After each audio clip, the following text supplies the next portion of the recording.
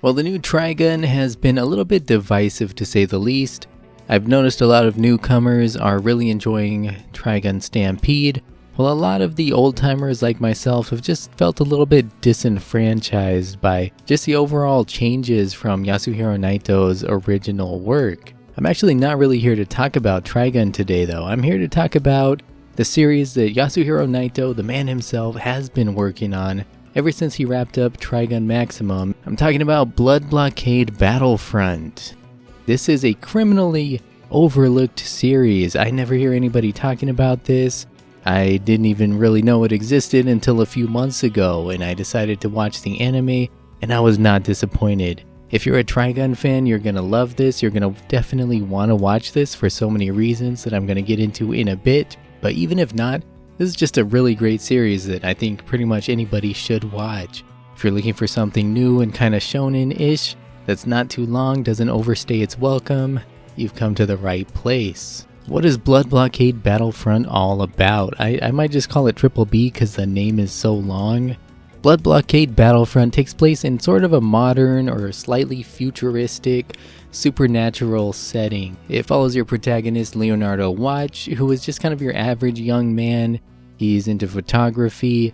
One day he's out with his sister and they're approached by this terrifying supernatural being who sort of forces a trade on them. He offers one of them the all-seeing eyes of the gods, but in return he's going to take the other one's vision away.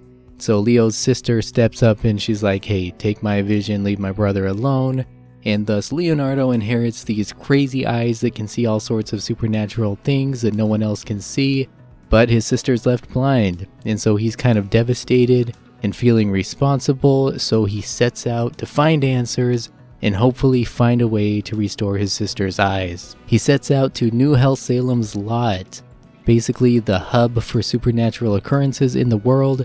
It was formerly New York City until an event that happened 3 years ago called the Collapse basically scrambled up the geography of the city, and it opened up a gateway from this world to the next world. So now the city's inhabited by humans and non-humans alike. You see all these sort of otherworldly beings, aliens, demons, whatever you want to call them, all sorts of crazy creatures. So Leo gets to the city and he runs into a secret organization called Libra, and this is a secret organization of superpowered people, basically. Kind of reminds me of the X-Men in a way.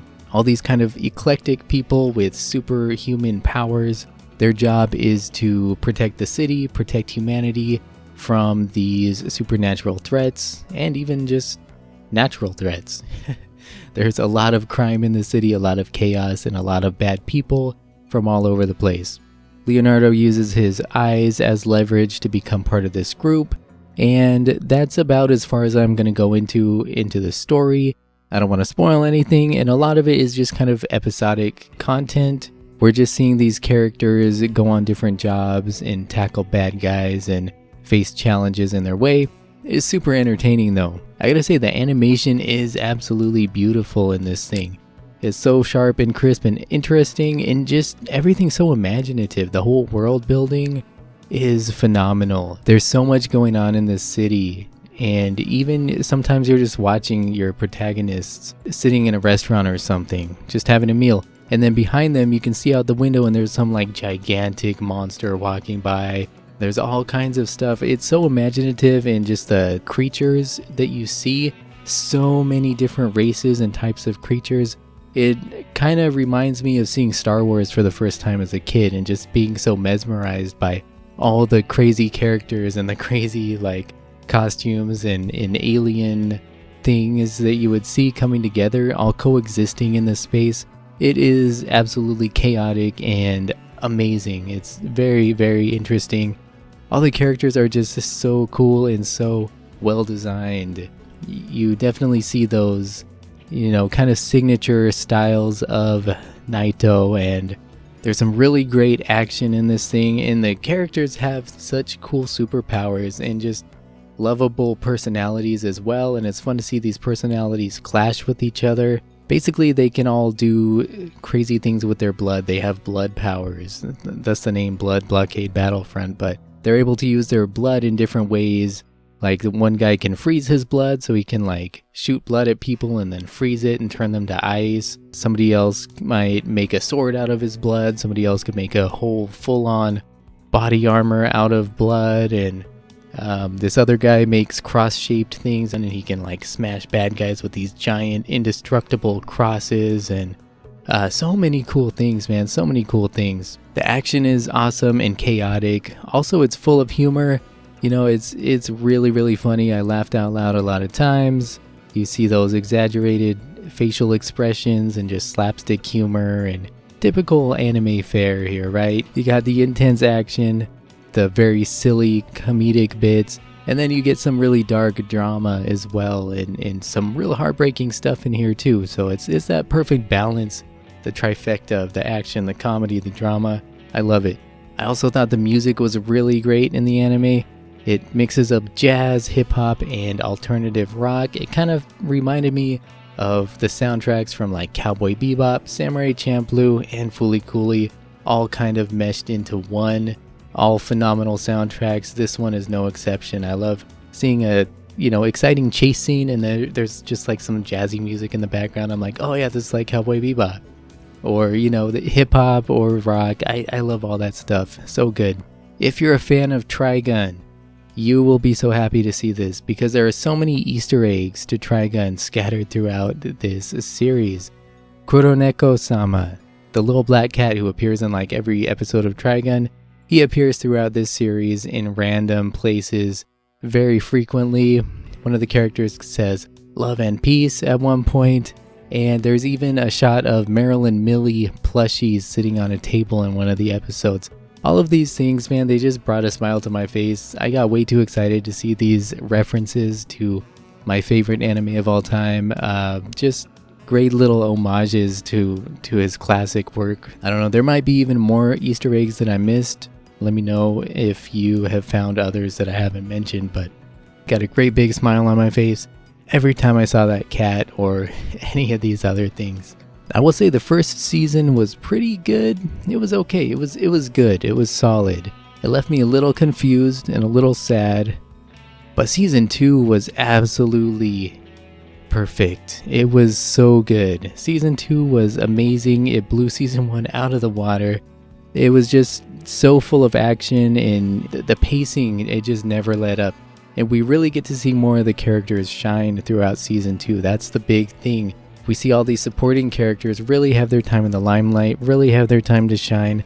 We get to know them better, because in the first season you saw these characters and a lot of them were just kind of in the background. You didn't really know much about their stories, who they were, or even really what they did. I kept wondering about some of these characters, like I wish they would show that character more. Like, what does this character even do? I bet this character has a cool special power or something. There's got to be more to this person. And then season 2, yeah, we see all of that. Everybody comes out and just does their thing. So good, man, so good. There aren't really a lot of extended story arcs in the second season, especially. It's all very episodic, but every episode is an absolute banger in season 2. It is so good, man, so good. I really wanted it to keep on going. So far, the anime only has 2 seasons, and they're each only 12 episodes. But the manga is still ongoing. It's still being published quarterly, I think, in Japan right now. It's moved from different publications like 3 times, and things have changed, but it seems like it's popular enough to get a season 3. We just need the material to come out. I'm hoping for that season 3. I have not read the manga yet.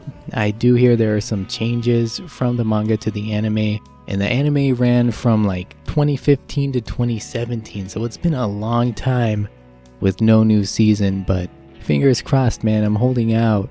I'm hoping for the best, because this is really a phenomenal series. I think it has so much potential. We just need a little bit more manga material to get that anime into the next season. But I haven't read the manga, like I said. I would like to check it out. I just don't read a lot of manga these days, so I'm here to talk about the anime, which I watched on Crunchyroll. You can watch it wherever you want.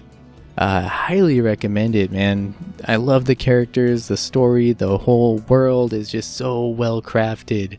The action, the soundtrack, the comedy, all those loving nods to Trigun that just warmed my heart to see.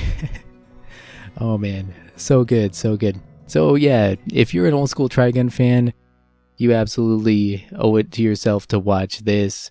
And if you're not, if you're just looking for something kind of, fresh to watch, something kind of shonen-like, that's not too long, like I said, very short, doesn't overstay its welcome, pacing's there, man, I just highly recommend it. Blockade Battlefront.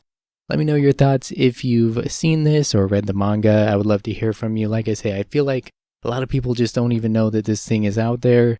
I feel like it's very underrated, very overlooked, and it deserves a lot more attention. So anyways, thank you for watching today. I will see you next time. You take care.